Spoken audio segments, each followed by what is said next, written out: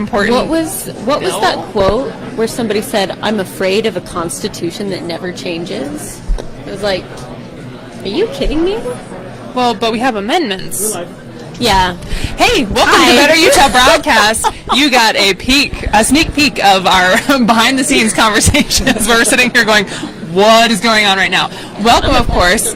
Welcome, Representative Briscoe. Thank you for being here with us. Happy to be here. Always good to be with ABU. Yeah, great. And we're just sitting here. I'm going to write a blog post about the weirdness that is this cafeteria, because you sit and you testify against people who are not against people, but on opposing sides of people who are sitting here. You protest on opposing sides of people who are sitting here, and then the great equalizer, food, just brings us all together, and we're all just sitting here rubbing elbows. It always reminds me a little bit of junior high and high school cafeteria, right? It so is. It's like, that group sits over there, and the football team is over here. Yep.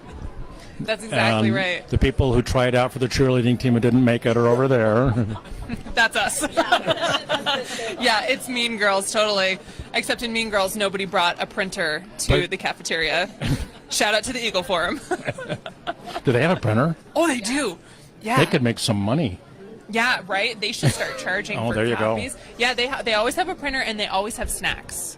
So that's... Well, competition, they're showing the way. Yeah, and I keep saying that I'm going to bring snacks, and then I fail. So that's kind of how I parent as well. I tell my children I will do something, and then I fail at it. But they're, young, so whatever.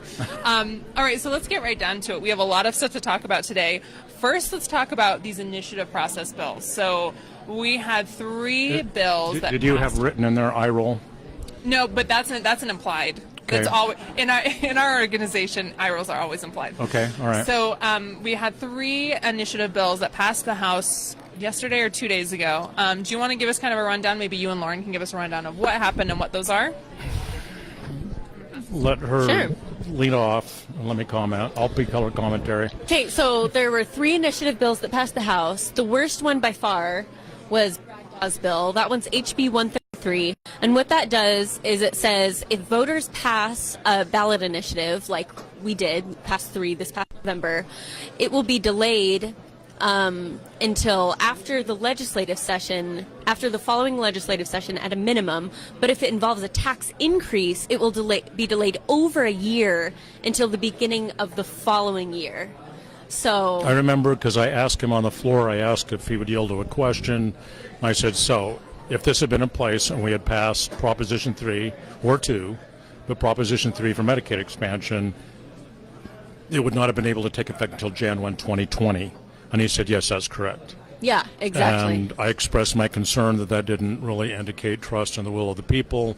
And his response was that, well, we need that time to figure stuff out and to make changes in case the public didn't get it right. So it was a nanny state.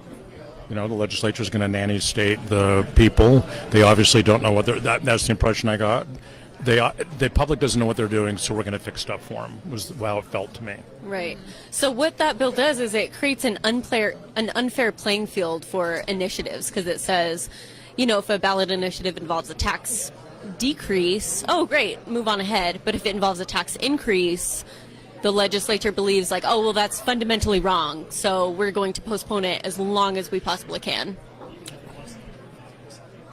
Yeah, even if it was something crazy, like tax decreases aren't always good. There could be a ballot initiative to repeal all taxes. Defunded education or something. Yeah. So, and Prop 3 was that was a responsible tax increase. A penny on a movie ticket to make sure that... The frustrating thing to me was that the whole tone on the floor was, you all don't know what you're doing, so don't worry your pretty little heads, we're going to fix it for you. Yeah. That's how it felt. Yeah. Voters are dumb, and they don't read through things carefully, and we can't trust them to make good decisions. And that's kind of the general attitude that we've seen throughout this entire process, with all of the changes to Prop 2 and Prop 3, and now these changes to the ballot initiative process itself. Now, whose bill was it? Was it Representative Thurston's bill that made some significant changes in how signatures are collected and packets are turned in? Yeah. And that that bill I found frustrating because it felt to me like he assumed that everyone who was running an initiative was cheating or probably not on the up and up. So we had to have a whole bunch of procedures in place to make sure there was complete transparency. And there were, I think if you go back and listen to the audio recordings or look at the tapes, there were a lot of pejorative language used to suggest that, and I think they used terms like manipulating the public, that, and the concept that once you start collecting signatures, you have 2 weeks to get your petitions in. I've collected hundreds and hundreds and hundreds of signatures. That's not easy to do. Yeah. That's not easy to do. I'm really frustrated with the laws. These, I hope they get delayed in the Senate. Yeah, I mean, one of the very frustrating things about watching this ballot initiative process and watching these bills is a lot of these legislators who are proposing this are working within the framework that I've just completely lost my train of thought. So I don't remember what I was saying. Dang, what was it? It was really smart too. Well, I've forgotten it. It'll come back. What was the third bill? So the third bill was Representative Handy's bill. That one's HB 195, and that bill slightly increases the number of signatures needed. It changed the formula for how many signatures need to be gotten. Yeah, changed the formula. So in effect, that will be slightly more, and then it moved up the deadlines for signature gathering to give February. county clerks more time to process the bills. So it's unclear to me at this point how that one would be helpful if we're also doing like the 2-week rolling deadlines. I have a lot of problems with Thurston's bill. It just... There was a bill we discussed today on the floor, or last night on the floor, where they were talking about people. It was putting initiatives and referendums for cities or counties, local less than a state, initiatives. and they were talking about allowing people to take a photograph of a page, copy it, and then send it in. So that, I think they wanted weekly return of signatures, and I thought, well, why don't we apply that to Representative Thurston's bill previously? Why don't you give people a month to do a packet, and then just say, well, as you get a page finished, photograph it and send it in, so they get a head start. Yeah. It would seem to me that could be applied and would be a reasonable way to move forward with his desire to make sure that they were able to process in a real-time fashion signatures, but at the same time give people who are collecting. It seems a little bit like we're going a little overboard to make sure everything the clerks want is given to them. Yeah. They've made this work in the past under the old rules. They've hired extra people when they needed to, and they knew they had a busy session, and they've been able to process the signatures and get them going. Yeah, and one good fix to the ballot initiative process, there was one good bill, but unfortunately it's being held up in rules. And the bill that we like is HB 88, that's Merrill Nelson's bill. And all that does is it says that the deadline for signature removal is now the same as the deadline for signature gathering. So it gets rid of that weird 30-day window that we saw that resulted in Count My Vote being kicked off the ballot. Right. And so that speaks exactly to the point that I just remembered, which is that the time for debate about the validity or the goodness or the value of a ballot initiative is during the ballot initiative signature gathering process. It's not like we have two candidates for a debate and they sit there and one candidate has a debate with themselves and then post-election the other candidate who won has another debate and says, well, you were wrong on this and this issue. The time to debate is during the persuasion period, and that persuasion period is when people are out gathering signatures. You don't get to go in after the fact and go, well, this was wrong. It's like the time to say that this was wrong and the time to make your case about your issue or on this issue was during that year-long period when everyone else was out there making their case. Like, you should be going door to door and saying, don't sign this initiative because blah, blah, blah. It's kind of like an initiative overtime period. Right. Like Right, for one team, yeah. But in the NFL and in college football, you only get an overtime if both teams are tied. Mm-hmm. Then you have another procedure for settling the tie. Here, one group goes out and gets hundreds of thousands of signatures, and then a very small subgroup gets an overtime period in which the rules favor them, and they can kind of derail months of effort. Yeah, exactly. Of scores of hundreds of volunteers, and then we give them a chance to sort of pull the props out, take the legs out from underneath it. Yeah.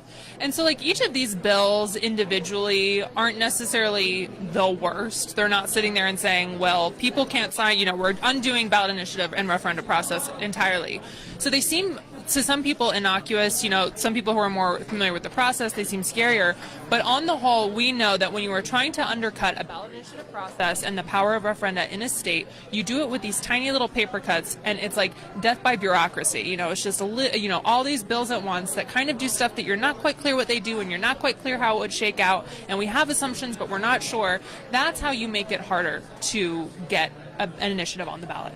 That's what you do. And so taking a step back and looking at the game plan is really important. And it's super interesting that, of course, these are all coming after 3 ballot initiatives passed. And talk of other initiatives 2 years from now. Right, exactly. Talk of other initiatives. Maybe another way of saying that is minutia matters. Yeah. So any last comments on the initiative bills before we move on? Yeah, cool. All right, so let's talk about our next scariest bill, or maybe the scariest bill, which is giving me some existential dread right now, which is the Con bill, which we joined with our printer friends over in the corner, the Eagle Forum, to oppose, and also the League of Women Voters. And so we oppose this bill. The Eagle Forum, who's very conservative, opposes this bill. Well, I guess it's a resolution. What does this resolution do? I mean, it's passed, it's done. But what does it do, and why are we terrified? So the resolution calls for an Article 5 Convention of the States. We've only had one before, and it was the original Convention of the States that led to the Constitution. And so if so many states, if like 34 states opt in, then that triggers the provision, and we have a convention. And it's a faster way to make amendments. So all those amendments would still have to be ratified by the individual states, but it's a way to fast track those changes and to propose a lot of amendments at once and put a lot of amendments up for ratification. And so it proposes amendments on like 3 different categories, one of which is just limiting the power of the federal government, which, like anything, there's so many things that could fall under that one category alone. So it's kind of out of control. And there are no clear guardrails. Yeah, there just aren't a lot of guardrails. Constitutional scholars disagree on whether the agenda for a meeting is written in stone or if other things can be brought up as well. It's just... There's a website called conventionofthestates.org. There's a map which shows which states have considered it, which states have passed it. Utah's on the map as before last night of having it passed in one body of the legislature. There's a specific language that 13 states have passed. Its general language has been mentioned. One of the phrases says restore financial accountability, or something to do with term limits. It doesn't call for a balanced budget, but it's very broad. Restrain the power of the federal government. There's so many things that could be put in place of that. I asked Representative Nelson when he came to speak to the House Democratic Caucus if a convention were called, if they would put Citizens United and restraining dark money and trying to get dark money out of politics on the agenda. He said, "Oh yeah, sure." But a Republican who came over to talk to me on the floor said, "Well, gee, where are you on an Article 5 convention?" I said, "I'm opposed." And we talked about issues, and I said, well, maybe you might be able to get me to consider it if you would have a broader range of issues that they could talk about, like campaign finance. And I was told, oh, well, you have to pass the exact language that the other states have passed, and that's not included. So, A, I'm concerned about what a convention could come up to. B, I don't like the issues they're bringing up. They talk about a balanced budget amendment, but a Congress controlled by the single party. The president and his party passed one of the biggest budget busters in history, adding over $2 trillion worth of debt to the U.S. budget. So, debt. So I'm not convinced that a simple structural change in the Constitution is going to fix what we need to fix by electing people who know how to balance issues and do the right things in the legislature. And this is an ALEC. You want to talk about ALEC? This is this is a bill that's supported by ALEC, which is the American Legislative Exchange Council, I think. Representative at looks like you have opinions on them. ALEC is funded by a large number of corporations.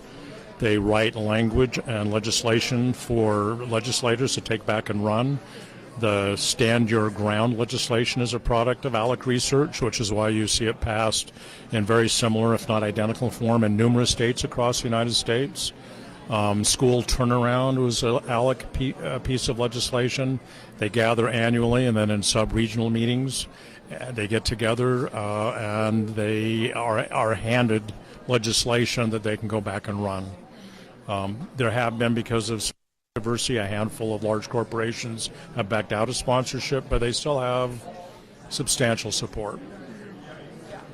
And so that's part of why, I mean, we don't know what a constitutional convention would look like in this day and age. Nobody can agree on what the rules are. So without clear guardrails, and with this specific group pushing for this event, that makes me raise my eyebrows, like, whoa, what's going on here? Like, we don't know what kind of shenanigans could happen. And hilariously, the reason the Eagle Forum doesn't support it is for that. I mean, the exact opposite reason. Like, they don't know what would happen, and they're worried that they would get a bunch of progressive stuff into the Constitution, which we're like, yeah, that'd be great. But ultimately, there is a process for amending the Constitution, and let's do it the way that we know how. It's slow, it can be frustrating, but that's by design. It's by design, right, on purpose. I think Lauren made a great point the other day, which is that stable democracies and stable countries do not change their founding documents. And once you have another constitutional convention, there is precedent now for calling another constitutional convention. So what is keeping us from calling another one every, power shift? It's so much unknown that it's just worrisome. For anyone who's on the fence about having a constitutional convention, I ask you to consider this. The current legislature will design the rules by which it will be ratified. They will determine who gets to vote, or the process by which a vote will take place. And are you comfortable with that? Are you okay with 104 men and women in today's Utah legislature determining how we proceed? So that's a good question. All right, let's move on. You have an excellent bill, a carbon tax bill. You want to talk to us about it? I do. HB 304. This is the third year. A carbon tax is a tax on pollution, a tax on burning of fossil fuels. My bill would place a $10 per metric ton of tax on the burning of coal, oil, natural gas, and would generate somewhere between $600 and $700 million in its first full year of implementation. We would take that money and cut taxes. We would remove the state sales tax on food. We would create a 10% match for the 200,000 people who received an earned income tax credit. We would remove some taxes on energy. Everyone who has a home and pays Dominion Energy to heat their home pays, most cities have a municipal energy tax. We would remove the state portion of that tax. We would put $50 million a year into $45 million a year into air quality, $3 million a year into the Carrot Fund, $42 million a year to the Division of Air Quality, with one purpose: help us meet our clean air goals. Utah currently does not meet clean air standards. We are out of compliance with the national law, which says we need healthy air for people to breathe. It's clean most days, but not every day, especially in the winter. And the public's very well aware of that. There are many apps and many news stations and weather stations saying, hey, how is good is the air in your area? We want to move to the point that we don't have red air days. We want to move to the point that we don't have to worry about having students stay in school for recess because it's too dangerous to send them outside and run around on the playground. Mm-hmm. Shouldn't be happening on the Wasatch Front. We want to help remove that possibility. Yeah, absolutely. So what is the status of this bill? It should, hopefully, we believe it will be assigned to a committee tomorrow so that we can get a hearing on Friday or Monday. Great. So everybody keep tuned. We'll let you know if there is a committee hearing assigned. Hearing, yes, assigned. Man, I can't speak today. All right, so stay tuned for that. So let's quickly, Chase, you want to come in and chat with us about the inland port? And while Chase is coming on over, let's briefly address the tax bill and the conversion therapy bill. So the tax bill was held by the sponsor. They wanted to finagle, as of last night, they wanted to finagle some language. Is that right? Did I 441. Did I hallucinate that? They're coming up with a substitute to change that. Right, because basically everyone is unhappy with this bill. Our organizational issues with it are, we specifically have concerns about the impact it will have on education because of the income tax decrease and also the tax on healthcare premiums. I can't remember what exactly the tax would be, but it would impact particularly low-income 1% tax. people. 1% tax on premiums. So the people who were supposed to get Medicaid through the Medicaid expansion as passed by the people of Utah with Prop 3, who were then kept on the exchange. So it's people within 100 and 138% of the poverty level. People who are individuals who are making under 17,000. I can't remember what the bottom number is. So they will now have to pay a tax on their premium. And so people need to understand, if you have a job and you're paying a percentage of your premiums, the tax is on the full amount of the premium. You may be paying 5, 10, 15, 20% of your premium, but for a family that might be $12,000 to $15,000, so your tax could be $120 to $150 a year. Mm-hmm. Yeah, so it's like, come on, it's the opposite way that Utahns want to go. Utahns want to give people who cannot afford it health care, and this is the opposite. So those are our problems with the bill, and then I'm going to just breeze past it, and we're going to go to the conversion therapy bill. Things were looking great. Troy Williams and Equality Utah did their work to get everyone to the table to build consensus on this bill, which would ban conversion therapy for minors. And there was a surprise endorsement by Gary Herbert of the fourth substitute by Lisenby. That was good to hear, and he said the right things, which is this is scary, and we shouldn't be putting young children in Utah through this. So. Then it was bad that so initially he said it was dangerous and that we should be outlawing this, but then he supported it was good before it was bad. Yeah, and then he came in and supported 5 minutes before the committee hearing a substitute that would make the definition way too narrow, and it would basically allow conversion therapy to continue to happen, except for the more barbaric, physical ones. Yeah, extreme. It would still allow parents to take a child, a son or a daughter, and take them to someone to try and convince them that this wasn't who they really were. Yep. Okay. Yeah, and so we're super concerned about that. Hats off to Troy Williams, who took a stand on that this morning by resigning from the governor's task force on youth suicide over this, because he feels that there's not enough attention or seriousness being paid to LGBTQ youth suicide, which rates are extremely high. And this would have been one way to start addressing that. I spoke with Senator Kitchen this morning. I asked him where they were in process. He was going to speak to the Senate sponsor. There was some talk that maybe if it came over to the Senate, and that version, it could be returned to its closer version, original version. Yeah. I think the jury's still out, but very disappointing turn of events. Yeah, so we'll continue watching that.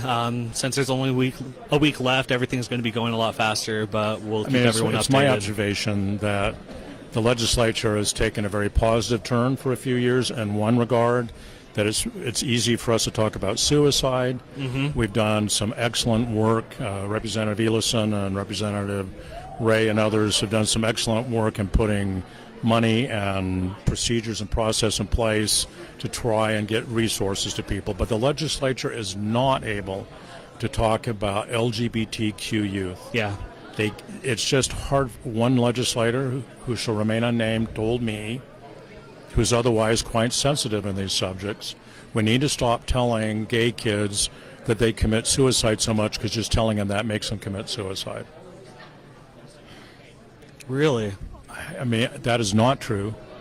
As a public school teacher for 26 years, and having taught many students who are gay, and having been an advisor to a GSA, a Gay Straight Alliance at a school, that's about the hardest place to be gay in the world, is in a public school, because your options are either being homeschooled and walking away and just isolating yourself, or dropping out.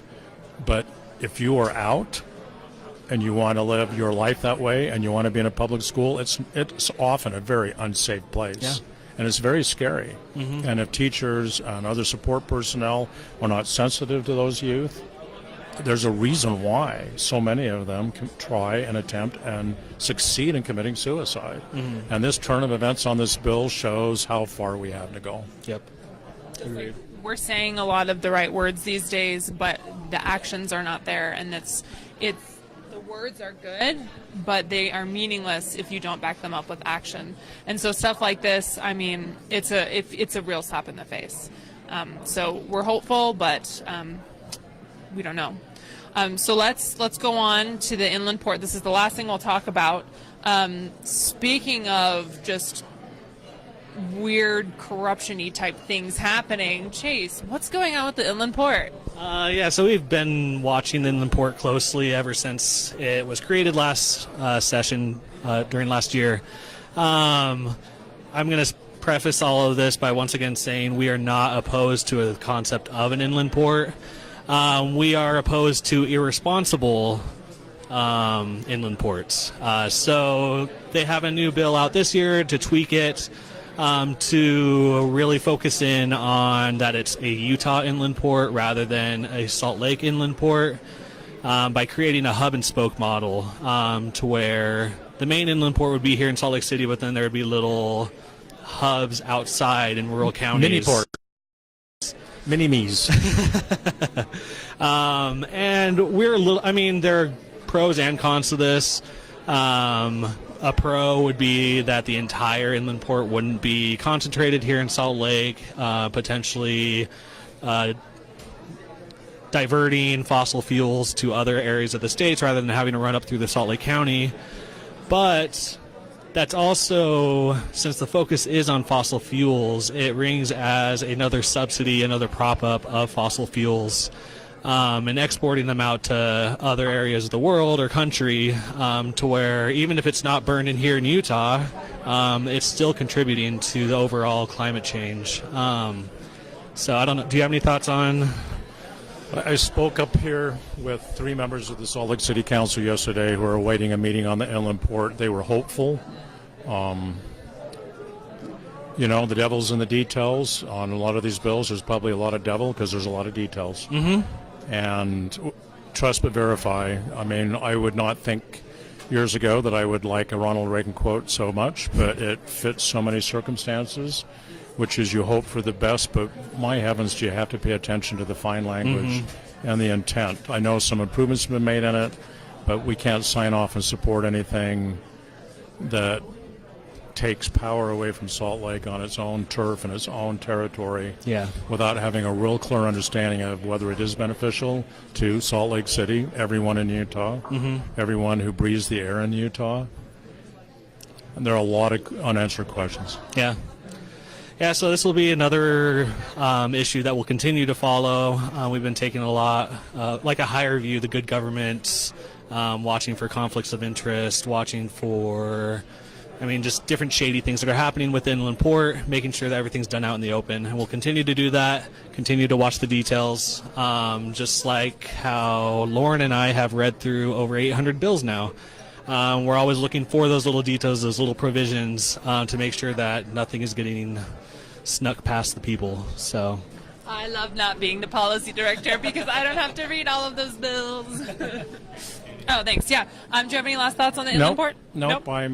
I concur. I think that it has the potential for economic activity and job growth, but we can't treat every job as a job.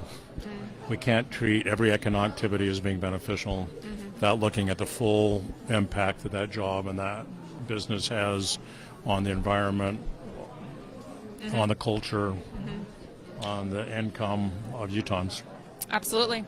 All right. Well, with that, I feel like we brought up all the bad bills. Good bills have passed too this session. I can't name any right now, but it's not all bad. So with that, we will be back next week for our final Better Utah broadcast from the Hill. Thank you again, Representative Briscoe, for being here today. And friends, we will see you later. Bye-bye.